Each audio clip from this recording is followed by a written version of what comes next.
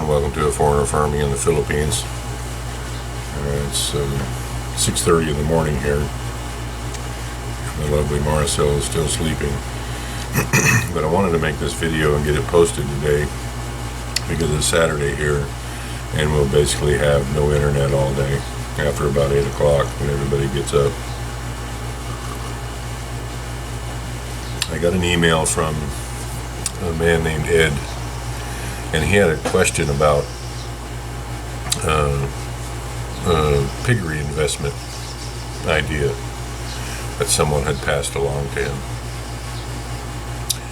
And I can see this is a little bit too high. That's more better.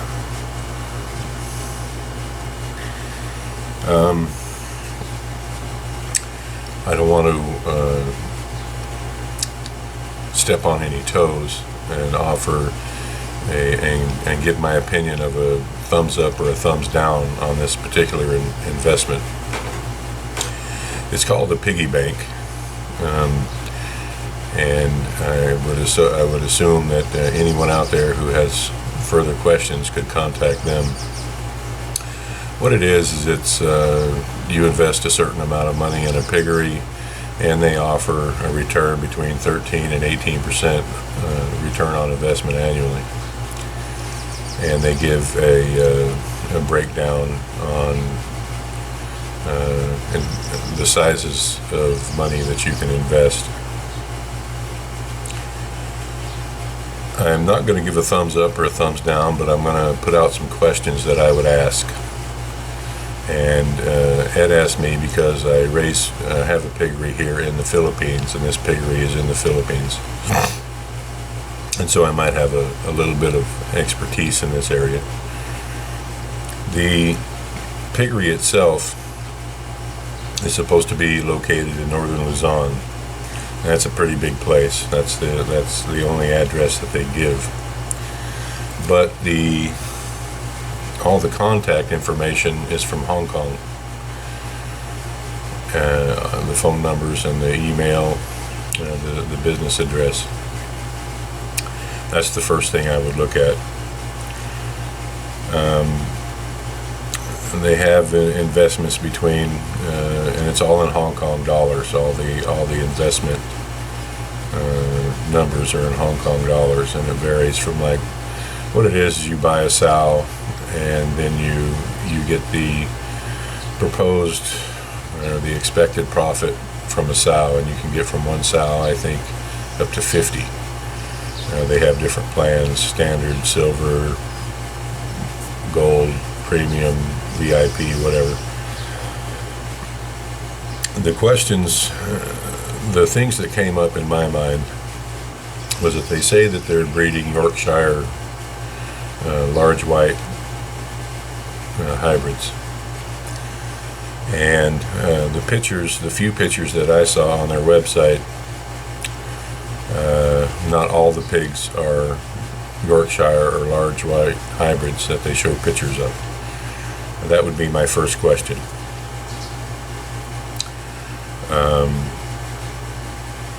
The premise of this is that they're gonna sell these pigs between 90 and 120 days for breeding stock.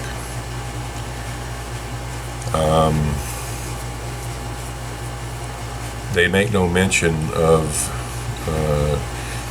for breeding stock, you might sell a boar every now and then, and you would sell the suitable females as gilts to raise up into sows. Now, in my experience, not all, what's happened to my focus there? In my experience, not all the gilts, the females that you get, are suitable for, what is wrong with the focus on this camera? It might be because there's not enough light. Put the curtain back on this window and see if that helps a little bit. Or maybe I'm just too close, who knows. Not all the gilts that you get from a sow in a litter are suitable for breeding stock. My criteria is how they're formed, how their the outward appearance of their female parts, just generally how they're put together. For a sow, number of teats is important. Our general rule of thumb is 14 or more. How good of a mother that their mother was. Mothering is passed on. My experience tells me that about 25% of the females born would be suitable to keep, and that's a maximum. And they give no explanation of what happens to the ones that are not kept for breeding, or the males. You only need one male for 30-40 sows, and if you're doing artificial insemination, that number can be quite a bit higher. They don't say what happens to the other ones. I looked at the photos. There's only 5 of this particular piggery, and the floors are concrete with wood chips as bedding. I'm not totally familiar with northern Luzon.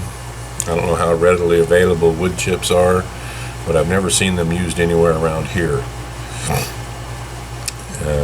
I don't know if. I guess what I'm trying to say is I don't know if the photos of this particular piggery are indicative of that particular piggery, or what could be in northern Luzon. I also looked at the construction, what I could see of the walls. I've never seen a brick wall built this way in the Philippines. It looks pretty nice. It's got like a 1/4 inch, 3/8 inch finger seam in it. They've been laid well. If the blocks were made in the Philippines, they were specially made. They're not rendered, they're painted. All the blocks seem uniform and of good quality. And I don't want to bag too much on the block making standards in the Philippines, but in my opinion, these blocks were not made in the Philippines. They just look too uniform and of too high quality. Now, having said that, if they did build this piggery and they wanted to build it to a high standard, they could have made the blocks themselves, or they could have them specially made. So that's not a total deal breaker, but it looks really good for block work here.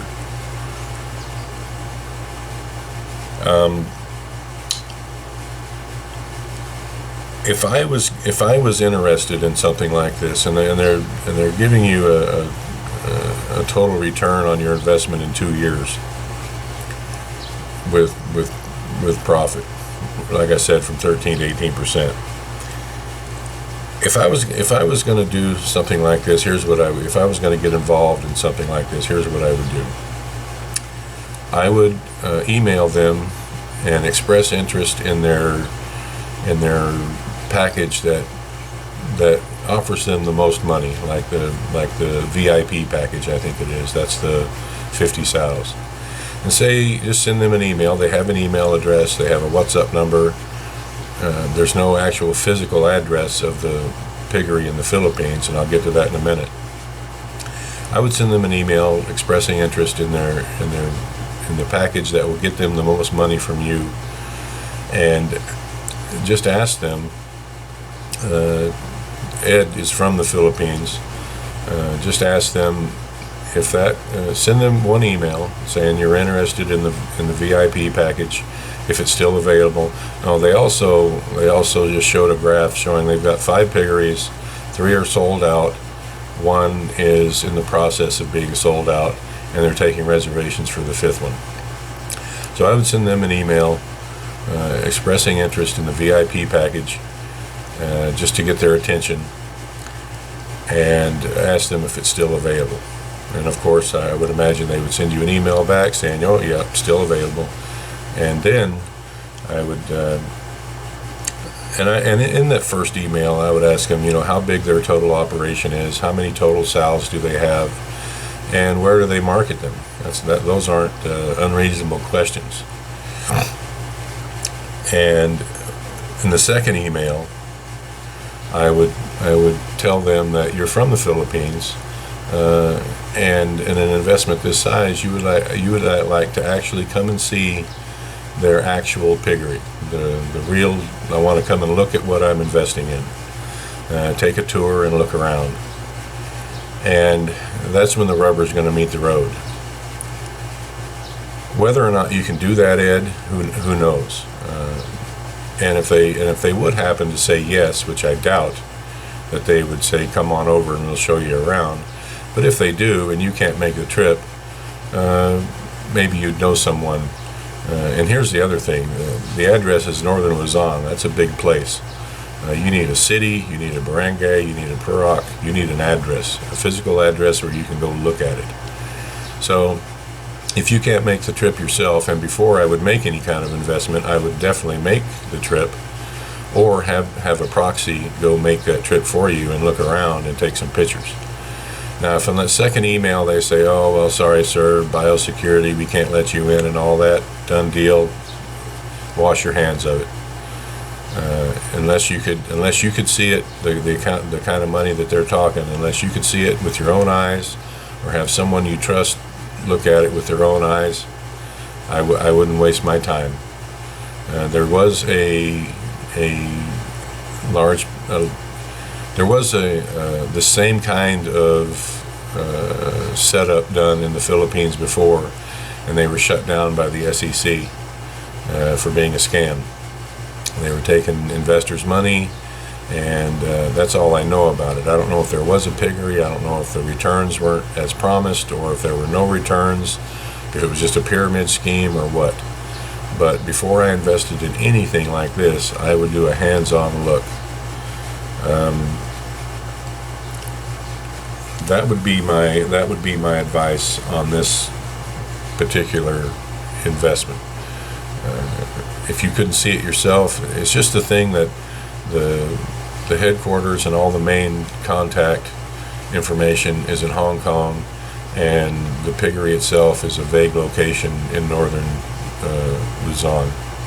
I do my due diligence. Anything like this, the old saying, a fool and his money are soon parted, is very true. So unless you could do an eyes-on observation, I wouldn't touch it.